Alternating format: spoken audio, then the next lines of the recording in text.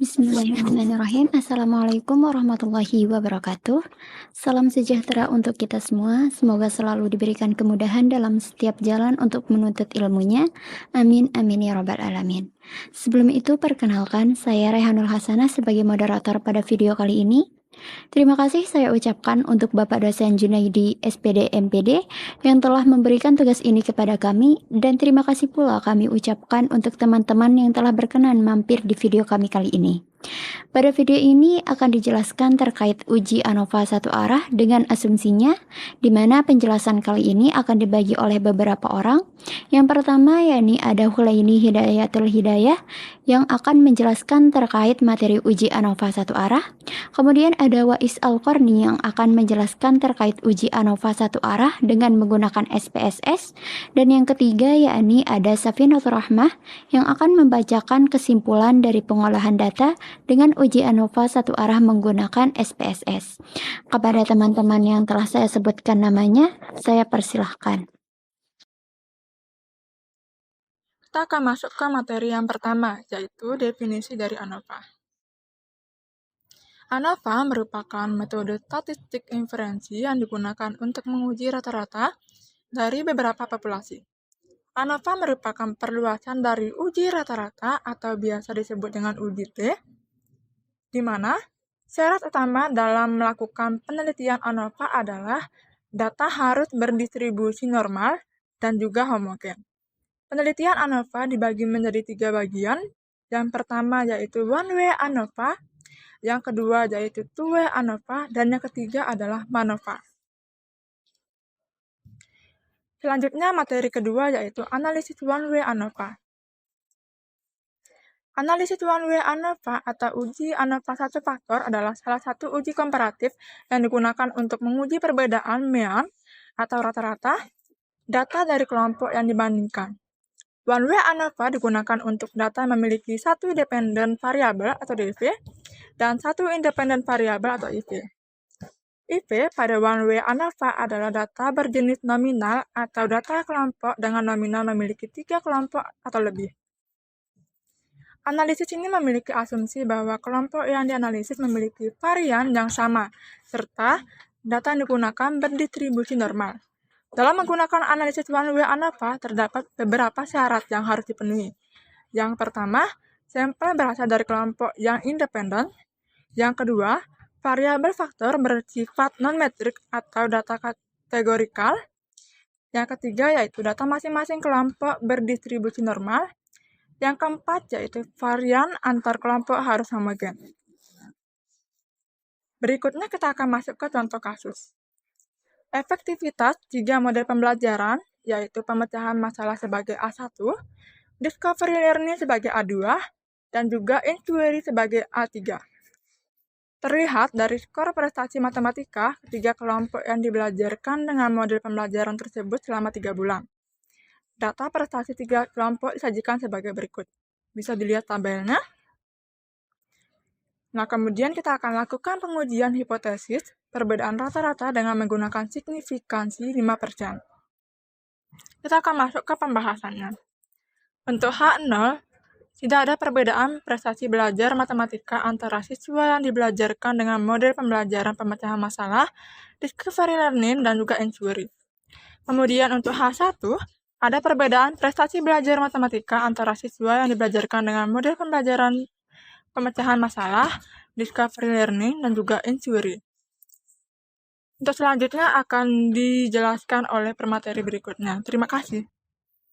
Nah, baik, di sini kita sudah masuk ke dalam aplikasi SPSS-nya. Kemudian untuk menyelesaikan soal yang sudah dipaparkan sebelumnya, langsung saja kita masuk ke variable view dengan variabel terikatnya yaitu prestasi belajar.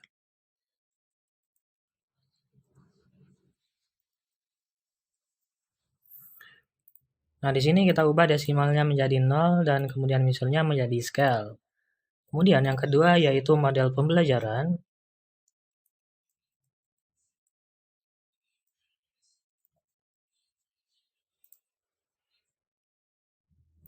Kita ubah desimalnya menjadi 0, kemudian misalnya menjadi nominal. Nah, di sini kita ubah karena ada 3 jenis model pembelajaran. Nah, langsung saja kita misalkan untuk yang pertama itu, kita misalkan model pembelajaran pemecahan masalah.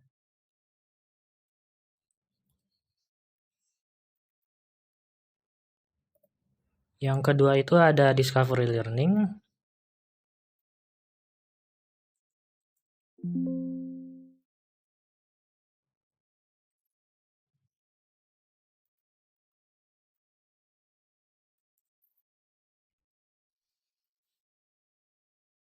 Dan yang ketiga itu ada inquiry.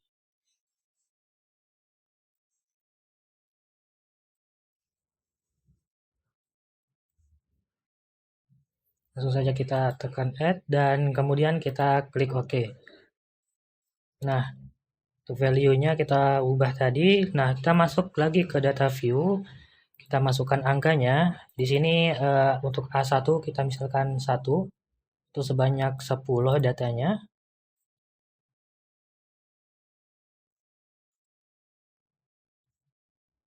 Kemudian A2-nya kita misalkan dengan 2 juga. Kemudian A3-nya kita misalkan dengan angka 3.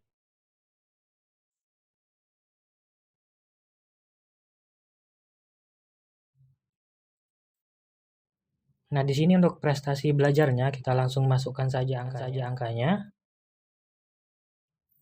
Nah, untuk selanjutnya kita pilih analyze, kemudian compare means.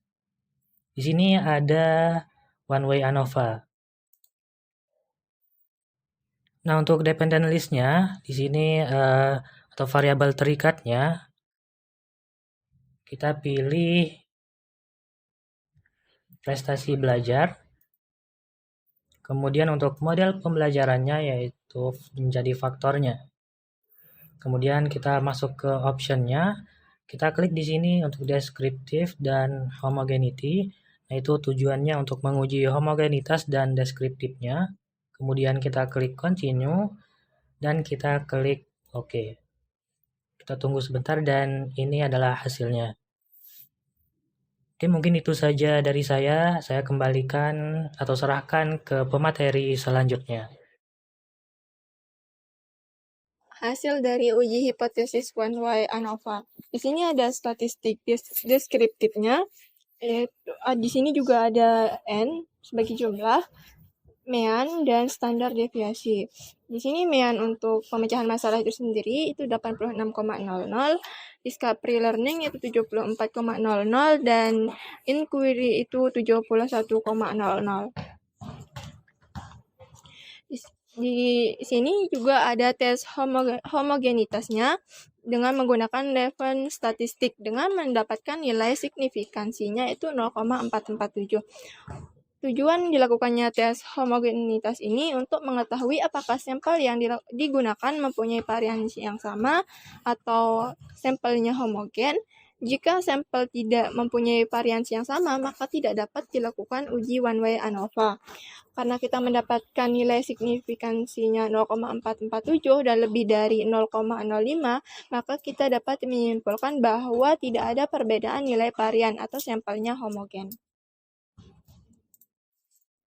Di sini ada tabel ANOVA. Di sini ada between groups atau antar kelompok, within group ini dalam kelompok, dan di sini ada F hitungnya 5,727 dengan nilai signifikansinya 0,08. Kita dapat menyimpulkan ketika F hitungnya itu lebih dari F tabel itu maka H0-nya ditolak dan H1-nya diterima. Ketika F hitungnya kurang dari F tabel, maka H0-nya diterima dan H1-nya ditolak.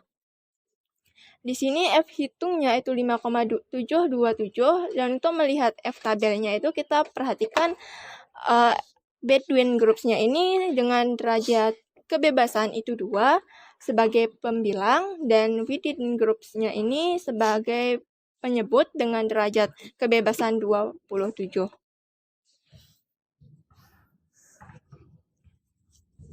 Kita lihat di sini di tabel F.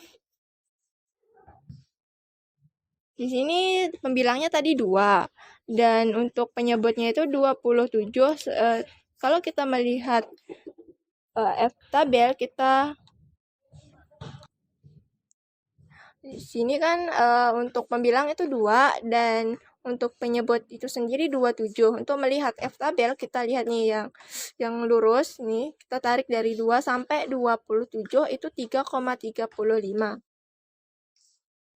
Sehingga di sini kita bisa menyimpulkan bahwa F hitungnya itu lebih dari F tabel, maka H0-nya ini ditolak. Dalam artian perbedaan prestasi di sini ada perbedaan prestasi belajar matematika antara siswa yang dibelajarkan dengan model pembelajaran pemecahan masalah, discovery learning, dan inquiry. Mungkin sekian dari saya kembalikan ke moderator. Terima kasih saya ucapkan kepada seluruh teman-teman yang telah berkenan untuk menjelaskan materi terkait uji ANOVA satu arah dengan menggunakan SPSS kepada kami, dan terima kasih pula kepada teman-teman yang telah berkenan untuk mendengarkan penjelasan video dari kami. Jika terdapat kesalahan, kami mohon maaf. Sekian dari kami. Wassalamualaikum warahmatullahi wabarakatuh.